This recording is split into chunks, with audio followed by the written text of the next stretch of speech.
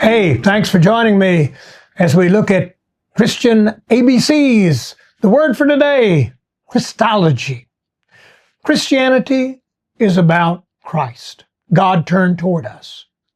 Whenever the world says, hey, tell us something we don't know, or got any hope, or even take a political stand, the church gives witness. We say, Jesus Christ. John says, nobody's ever seen God. Well, that statement held true until we saw Jesus, the whole truth about God. Jesus, as much as God as we are hoped to see in this world, God up close and personal, God condescending, turning toward us. Jesus keeps us from making God anything we darn well please. He's not only one of us and becomes one of us, but at times he stands against us. He contends with us. He woos, he wrestles, he welcomes us back to God. In every age, the church has tried to tame him, but we can't.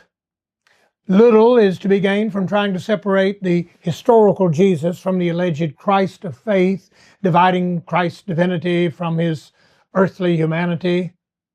Because in him, the divine thoroughly assumes the human, and the human is utterly embraced by the divine.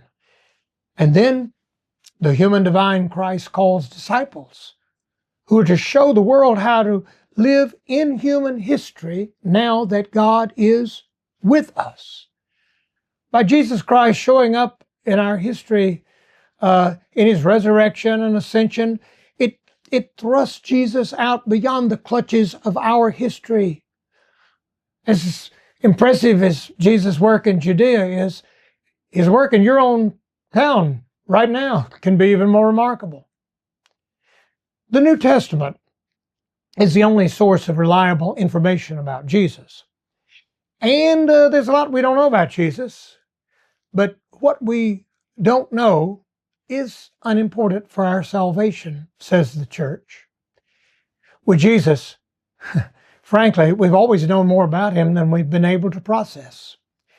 Jesus was crucified. It's a vain attempt to shut him up.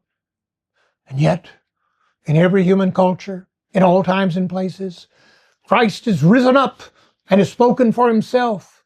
He will get his way. He will have his say.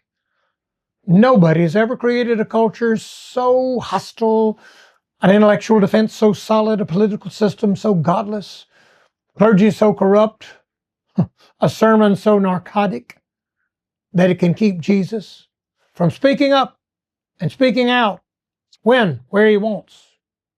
From the first, Jesus went where he was not sought. He showed up to people who didn't ask to meet him. Jesus, God, the brown-skinned Jew from Nazareth, who was born unexpectedly, preached sermons that were sometimes well received, but mostly not, embraced the untouchable, and paid for it dearly. Jesus, the one who lived briefly, died violently, rose unexpectedly, and then returned to the same friends who disappointed him.